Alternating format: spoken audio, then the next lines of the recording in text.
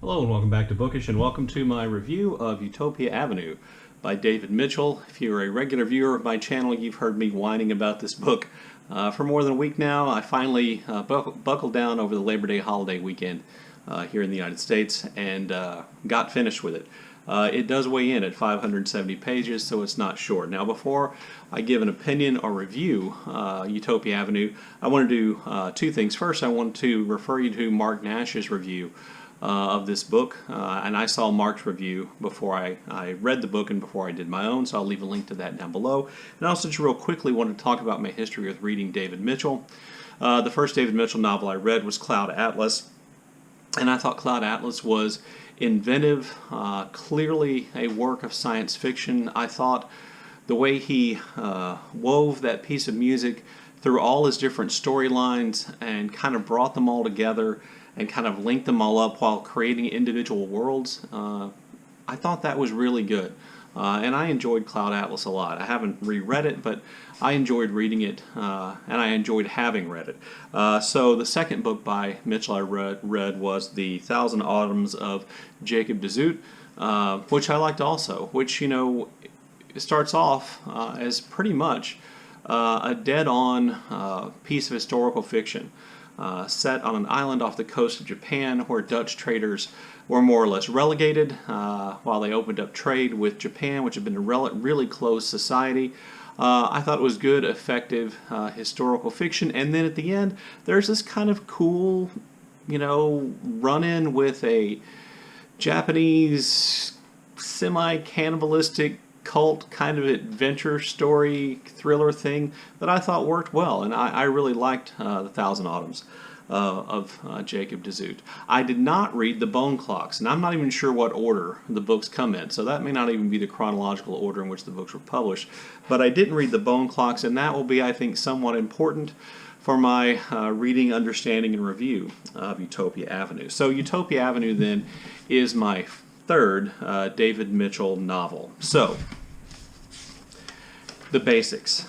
Utopia Avenue is the name of a fictional band that David Mitchell creates in this book, and he builds a story around. That band has four members. Elf, who is a veteran of the folk music movement of the mid-early 60s, and who by the late 60s, when the story is set, sees her career is really going down and is looking for an opportunity, and that opportunity presents itself in the form of Utopia Avenue, this new band.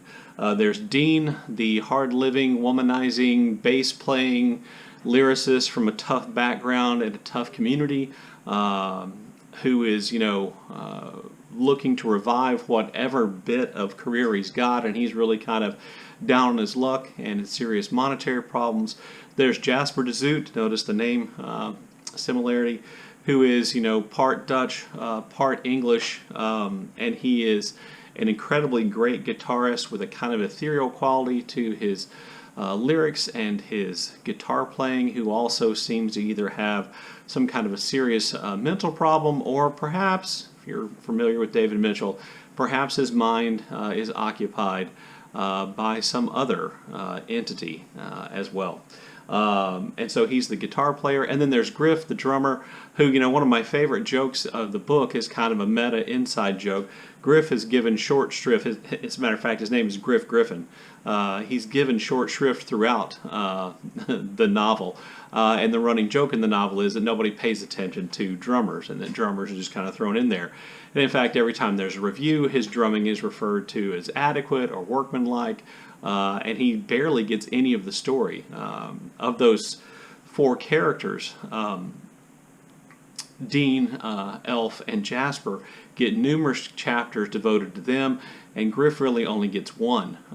In addition to that, there is the band manager, whose name is Levon, and Levon gets a chapter as well. And so what you have then is the book's divided into sections that kind of roughly are supposed to mirror the albums that this band released, beginning I think in 1967 through 1968, 1969. That's kind of what's happening, and each chapter has a name that goes with one of the songs that the band creates and records and perform, and each one of those songs is written by one or more of the band members, and each chapter then is devoted to that band member. that's not a particularly unusual way of organizing it, but it did kind of help you as a reader know whose story you were going back to, so that you could keep track. And I will say I think Mitchell did a good job of making sure he was telling the story from the perspective of each character that the chapter was aligned with. The band along its way, and this is, the band along its way runs into all the standard problems you would think a band runs into. Getting signed by a label, bad shows, getting in fights, drinking and drug-related problems. As they are more successful, they run into problems with labels trying to control the music they produce and the singles they put out. They run into bad promoters who steal their money. They get in trouble with drugs. One, Dean, is arrested while he's in Italy. They slowly work their way up the charts in England, and they have more and more success financially, etc. And they run into bigger and bigger problems until when the story comes to an end, they've finally broken through in the United States and played in New York, Los Angeles, and San Francisco.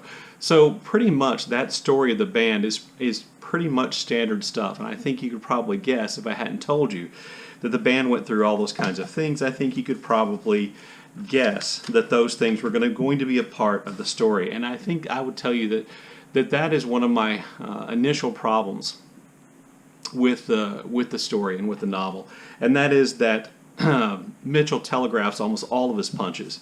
So let me just say that every one of the four characters has a brush with death in one form or another, but the character who is going to end up having the worst brush with death actually finds a tarot card before. It's stuff like that, and you can kind of foresee this coming from a long way off, what ends up happening in the story, which I won't give away here.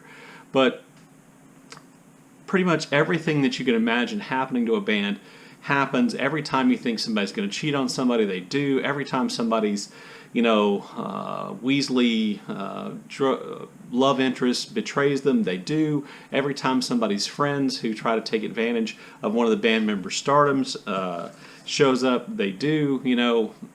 All those things kind of happen. And so while I found the story of this band trying to make its way in the late 1960s London music scene, while I found that entertaining, there wasn't a lot of surprise in it. And there wasn't a lot of stuff that was in it that was different, with the exception of the fact that Mitchell has here clearly tried to introduce, I think, 2020 sensibilities into the late 1960s. And his characters are a little bit too socially conscious, and they find themselves a little bit too often in situations or dealing with situations which sound more like today than like the late 1960s. And that's kind of another problem I have, is that Mitchell has chosen to write about a band during the male-dominated world of rock and roll music during the 1960s, and he's got to find a way to make those characters likable while trying to be realistic. And I think he wedges one or two too many social issues into the novel, and so that would be kind of a problem that I also have as well. And then I'd also point out that Mitchell is clearly a fan of this time period, and he's done his homework, but he is so...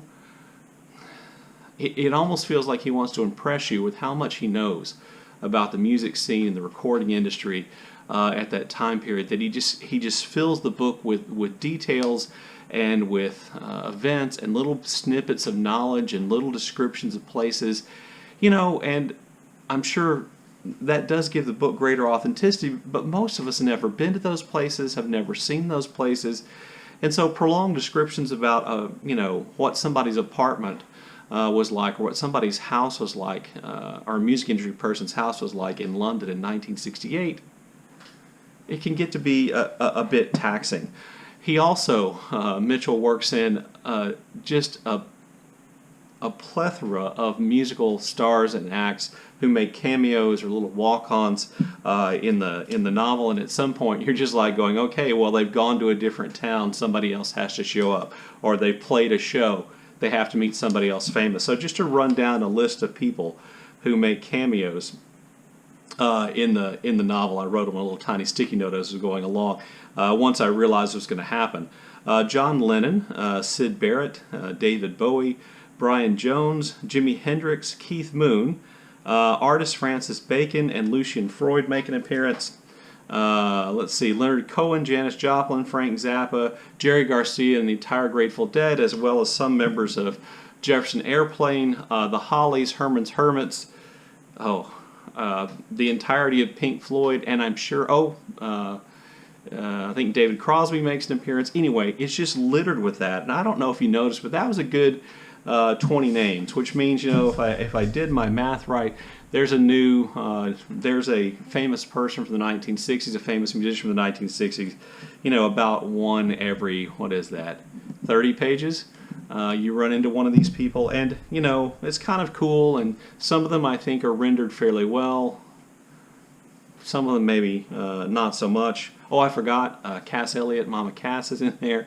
So, that kind of gets to be, kind of like you just feel like he's ticking boxes of famous people from the 1960s. And then I would also point out that another complaint that I have is that he has too many descriptions of the performances that go on for too long. He clearly wrote the lyrics for these songs, these fictional songs that his band performs, and he's clearly proud of those lyrics. And it's possible those lyrics carry some meaning that ties this book together with the other Mitchell books I talked about. I'll get back to that in a minute.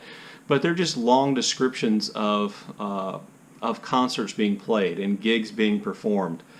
And those things would be great to see. It's a fictional band, so you can't. Those things would be great to see, but after a while, you reading about them, you go, okay, they're performing again. This performance is going to go bad because one of the characters did drugs. This performance is going to go well because they really needed to go well. You see what I'm saying? And it just gets to be a little bit too much. And I won't go into the ending because that would contain spoilers, but, as I said, the ending feels a little bit obvious. In addition to that, Mitchell also has this kind of sci-fi storyline in which one of the characters is perhaps inhabited by the leader of the cult from the Thousand Autumns of Jacob, Desut, is somehow living in his head, and that's the creation of Jasper's mental problems, and that whole thing has to work itself out. And so it kind of leaves me with several feelings. Number one, I didn't read the bone clocks, and I have a feeling that some of the things that happen in the book are related to the bone clock. So a little bit I feel like I bought, an expensive book, and then, I missed out on some of what it means because I didn't read all the other books. This is a problem I have with Mitchell. I understand that Mitchell kind of wants to tie all his books together and create some kind of a theme or some kind of a through theme and passage in the books. But, I kind of like my books to be able to stand alone, and it feels a little bit like this one can't.